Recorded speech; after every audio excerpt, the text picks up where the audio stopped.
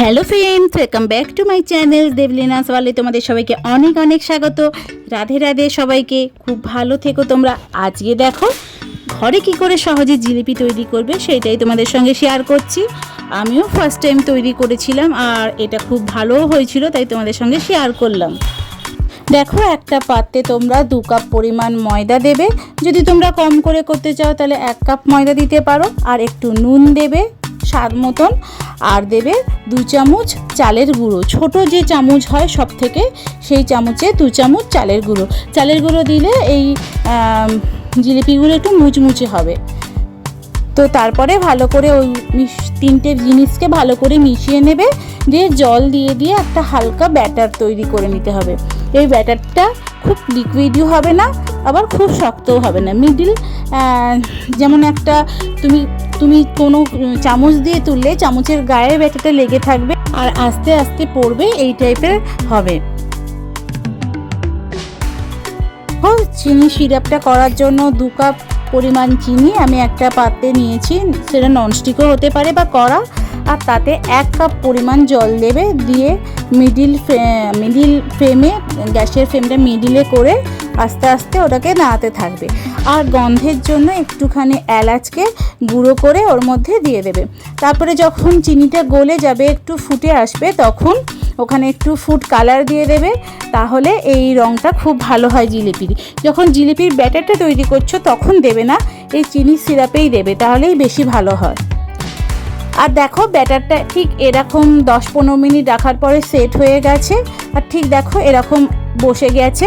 তো সেই সময় অনেকে যারা জিলিপি করে ওদের পলিথিনের ব্যাগ থাকে, আমার নেই। আমি তাই ছোট্ট প্লাস্টিকের যে লিঙ্কা বা ফুটি খাওয়ার বোতলগুলো হয়, ওগুলোতে আমি ঢুকিয়ে দিয়েছিলাম ব্যাটারটা চঙি করে।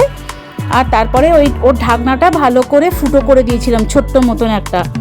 তো গ্যাসে তেলটা বসিয়ে দিয়েছে। তেলটা না খুব গরম হতে হবে, মানে হালকা গরম হলে হবে না। তো খুব গরম অবস্থায় এই দেখো, আমার জীবনের এই প্রথম জিলিপিটা আমি দিচ্ছি। দেখো একটু বড় বড় সাইজ হয়ে গেছে, তবে নেক্সট বারেরগুলো আরও ভালো হয়েছিল। তো ওই ফুটোটা দিয়ে খুব ভালোই বেরাচ্ছে। তো যাদের তোমাদের এরকম কোনো, যেরকম দোকানে পলিথিনে ঢুকিয়েও অনেকে করে বা ওদের পলিথিনের ব্যাগ থাকে, ওরকম তোমরা পাবে না।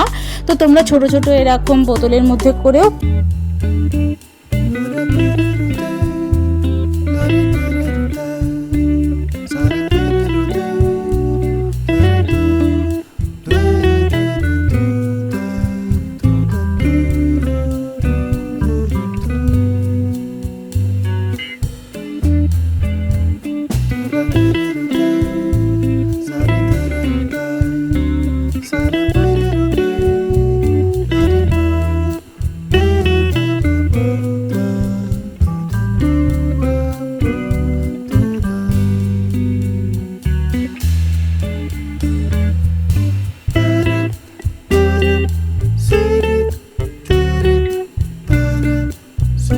এটা খেতে খুব মুচমুচেও হয়েছিল। চালের গুঁড়ো তোমরা দিও, তাহলে অবশ্যই মুচমুচে হবে। এরকম করে সবগুলো ওলট পালট করে ভেজে নেবে। আর যখন তোমাদের এটা ভাজা ভাজা হয়ে আসবে, আগের ব্যাচের জিলিপিগুলো তুলে নেবে, তুলে নিয়ে এবার এই ব্যাচটা চিনি সিরাপে দিয়ে দেবে। এরকম করে যতখানি ব্যাটার থাকবে তোমরা করে নিও। আর তারপরে দেখো খুব সুন্দর জিলিপি হবে। তোমরা দোকানে যেখানে জিলিপি কাছাকাছি পাওয়া যাচ্ছে না, তোমরা ঘরে এরকম করে খেতে পারো, তো খুব ভালো লাগবে। তো যদি ভালো লেগে থাকে লাইক করে দাও, শেয়ার করে দাও, আমার চ্যানেলটাকে সাবস্ক্রাইব করে দাও। নেক্সট কোনো ব্লগে আবার তোমাদের সঙ্গে দেখা হবে। ততক্ষণের জন্য টাটা।